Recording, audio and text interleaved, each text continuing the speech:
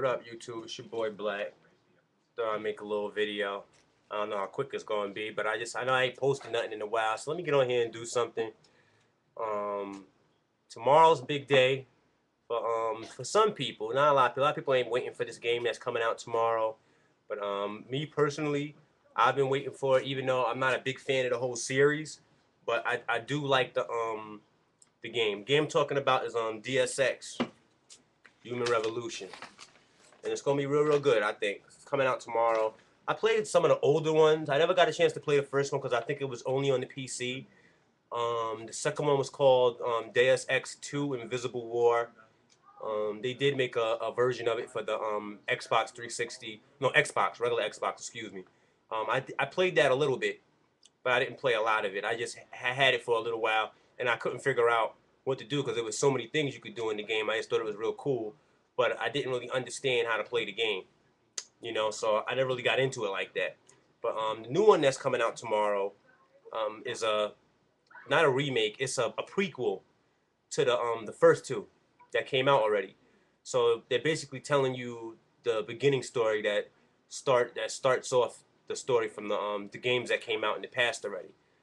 The main character's name is Adam Jensen, and he works for a company called Sarif Industries that they make human cybernetic prosthetics or augmentations, as they call them in the game. So, like, if you lose an arm or a leg or something, they can replace it with a mechanical one that works just as good or even better. But there's a downside to it also, and there's also an outcry happening in the world of DSX that people are saying that cyberization, I guess you could call it, or augmenting your body is kind of immoral and unethical, and they're saying like basically God created us the way we are, and that Seraph Industries is playing God. You know what I mean? They don't think they should have the capabilities to augment somebody's eyes or give somebody a cybernetic leg. And like I said, there's a downside to it too, also, because for you to be able to use these limbs or augmentations, your body will reject them normally.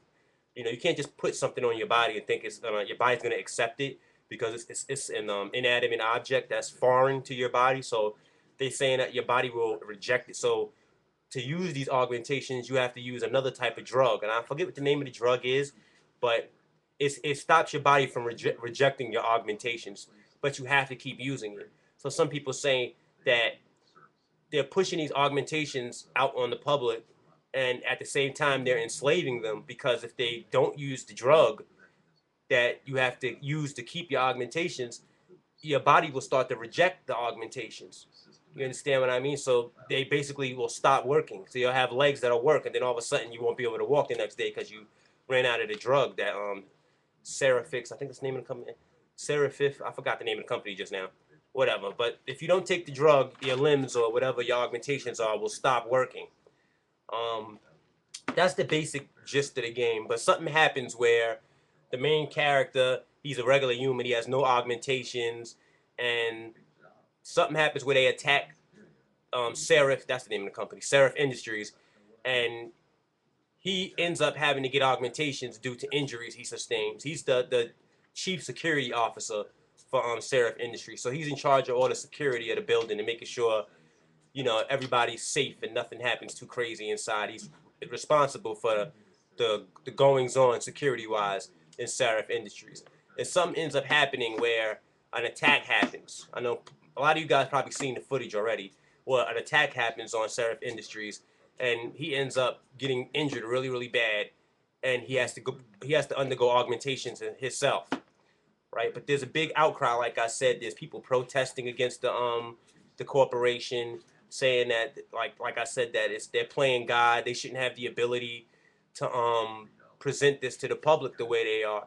And they're saying that even though they're saying that Seraph Industries is saying that they're using it to help people, they're saying that there's also a lot of military augmentations being made too that can become very dangerous. Because just like guns slip out to the streets, what's to stop a thief from going to an underground augmentation doctor and having a cyber cannon grafted to his hand instead of a handgun? So it's opening up a lot of doors. You know what I mean? But it's also causing a lot of ruckus because, like I said, it could be a real hectic situation. You know, as you could tell, I'm into the premise of this game a lot, and the story and the world of the game. I haven't seen a game like this in a long time. I compare it to a lot of different things. It kind of reminds me of one of my favorite movies that I'm about to watch to get myself amped for tomorrow, Blade Runner. It kind of reminds me of that a lot. Like the way the city looks and the neon and the way it jumps around and everything looks all jumbled together and cluttered. It reminds me a lot of Blade Runner, right? But the deep story and everything reminds me a lot of Metal Gear. It has a cover system that reminds me of Rainbow Six. Now, that's to me that's the best cover system that has ever been in a shooting game. The Rainbow Six cover system is freaking awesome. Rainbow Six Vegas 2, that cover system was amazing to me. That's my personal opinion. I like that cover system better than Gears of War, all of those cover systems. But it has a cover system that works kind of like that, except for when you stick to cover, you can actually pop in left and right using animations. You can't do that in Rainbow Six, but it's pretty neat and it looks incredible. The game has multiple pathways on every part of the game, so you can actually choose whether you want to sneak in through a rooftop, go through the front door blazing, or have an augmentation where you can see through walls, track a guy through a wall, break a wall, and pull him through the wall using your augmentations. You can put everybody to sleep like a Metal Gear type of thing, tranquilizer, going real stealth. Um, or like I said, you can go in guns blazing and just shoot everybody. Or you could do another way of stealth is using the camo, which optically camouflages your whole character where they can't see you at all, and you can sneak up on them. And then when you sneak up on them, they give you a choice whether you want to mercifully take them out or you can silently kill them. You know, and it gives you these choices on the fly throughout the whole game. So you really are manipulating the outcome of how the game plays. And there's not a lot of games that do this. And if they do this right, it's going to be amazing. I see a lot of people talking about this game saying that they don't think it's going to be good. Like my man Straight Up Reviews, he said he thinks this game is going to be whack, it's going to suck. And I'm like, how do you figure that? Deus Ex was one of the most revolutionary games for the PC when it came out a long time ago. Just the sheer options of what you could do was amazing. You know, and it was too much for me when I was younger. I couldn't even get into it because it was too broad for me. I couldn't figure out what to do, where to go. It was just too much, you know. But it's a real good game. Excuse me, getting over a cold over the weekend. But yeah, like I say, guys, you got to go pick that up. That's something for us, especially because it's been a drought lately. This is the first game that celebrates the end of the drought. This is the first big title, and it's a long game. It plays like a first-person shooter, but it has really deep RPG elements layered over it. So it's going to be really deep, and it's long. So it'll give us something to play until our next big title comes out. I think they said something like 35 hours. That's RPG time. Like, that's real long, hardcore gaming time. And then on top of it being that long and it being that customizable playing the game the way you want, you could play the game over again multiple times and do different things. I'm not sure if the game had multiple endings. That would, to me, would just put it over the roof if it did, because then it's like, damn, 35-hour game with all this customization through story and character, and then you give me multiple endings too. Like, this is almost too good to be true. But one could only wonder, you know. But I know it has add-on content, so that right there is going to make it a lot longer and more interesting as time goes on. Also, they got this little sweepstakes going on at GameStop, even though I'm not really a big GameStop fan like that, but that's the only place we got to, you know, conglomerate as gamers. You know, we can all go there and meet up and talk about games. Nowhere else like that. So they kind of got a monopoly on that to me, because I won't buy my games from Best Buy. And I like to go to where gamers go to buy games, which is GameStop. But they know that too, so that's why they rip us off with stuff like trade-ins and shit like that. But that's a whole other story. But they got a little sweepstakes going on where you can win a whole bunch of stereo equipment. How much? Oh, $20,000 worth of upgrades to your living room to showcase this prototype arm model. And you can win this a prototype of Adam's arm also. You know what I mean? So that's kind of cool. I mean, I never win anything, but all you had to do is basically pre-order the game to enter. And I thought that was kind of cool. And you never know. Maybe I'll get lucky and God will let me get this prize. You know, so that's kind of cool also.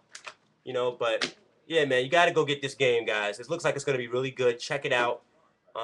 Take my word for it. It took them 4.5 years to make it. So they put a lot into it. This isn't a short project. It's been a long project. So I'm hoping it's gonna be really, really, really, really good. It's made by Eidos and Square Enix, and Square is pretty good with their you know, with making games in general. Not as of lately. The old Square Soft was better than Square Enix, but this game looks like it's not gonna fail. It looks like they put a lot into it, So I'm real confident, and I'm supporting this game a lot. It's not too many games that come out that are this deep, and that you can see somebody put all that much love in. Move, man, get from back there. Come on, my damn dog going behind my bed. Come here, come on, come on. Ah, look at this knucklehead. It's a knucklehead. Say hi, YouTube. Say hi, YouTube. Say hi to YouTube. It's a nut. All right, go. Go ahead. Go ahead, get down. Go play. And dog is nuts. But yeah, man, go get that. Another thing I wanted to talk about a little bit was everybody's complaining about Sony finally saying no cross chat for the PlayStation. Not a big deal to me. I don't, like I always tell you guys, I don't play online. Cross chat is not really a big deal. I mean, y'all shouldn't really be complaining about it. We're not Xbox. We're not Microsoft. Just get over it. We're not going to get that. Sony is not making this system as multiplayer or, multiplayer online friendly as the Xbox is. If you want to really be an online guy and you're really into the online stuff like that, and you got to have that communication level with people when you play your games, you're the type of guy that buys Call of Duty just to play online, but get an Xbox, play on Xbox, because that's basically what you are. You're an Xbox guy. Because Sony is not like that. I mean, they have online, and the online is really good, but to me, Sony, the PlayStation 3 is mostly about power to me.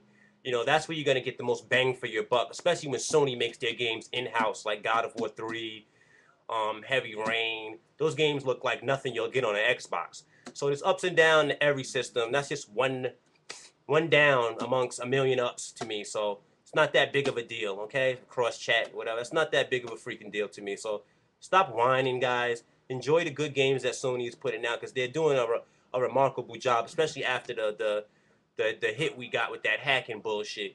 So support Sony. They're doing a good job to me. We got Resistance coming out. I think the 13th or the 6th, something like that. Don't quote me, but Resistance is next month. We got Shadow of the Colossus and Ico coming out next month. That's gonna be amazing. What else is coming out? The God of War. The new God of War collection with the PSP ones done re-over for the PS3 with the 3D capabilities coming out next month. So the drought is about to be over. Even though some of the stuff that's coming out is old games redone in HD, they still gonna be incredible, and they're games that are worth playing over again if you haven't played them for a while, you know. But if you've played some of these games recently, you might not want to play them. But the God of War, like, come on, we all know we played them on the PSP, but I can't wait to play this again with the new renders over Kratos in the background. Is going to be much more smoother, much more fluid, and it's going to have 3D capabilities. Even though I don't have a 3D TV, TV behind me is actually just 1080p HD, 250 hertz. But it's going to be a good month starting next month, and Deus Ex is the start of all the good games coming out. So support it. Get ready to have some fun. It's going to be a good month for us. If you haven't got that Resistance pack from Sony, go pick that up too. It comes with some an exclusive skin for a character for Resistance 3. They're also bundling the fucking Resistance pack with the what is it? They're bundling the Resistance pack with the PlayStation Move and the sharpshooter and all of that. Like I told you guys in one of my videos, I like the sharpshooter, but I got my little feel for it. I don't really need the sharpshooter or the PlayStation Move anymore. I don't think it's worth it. Until they make something that's worth it, I'm not going to use it. No matter how much I like Sony, it's just not worth it. The Wii is still the best motion controlled system in the world right now, out of all of them. Really, that's it, guys. Real gamers stand up. I'm going to go try and get rid of this sniffling from this damn cold. And I'm going to make another video real quick, too, because I got something else I want to talk to you guys about. All right? If I can stop this damn video, my mouse is acting crazy. Real gamers stand up.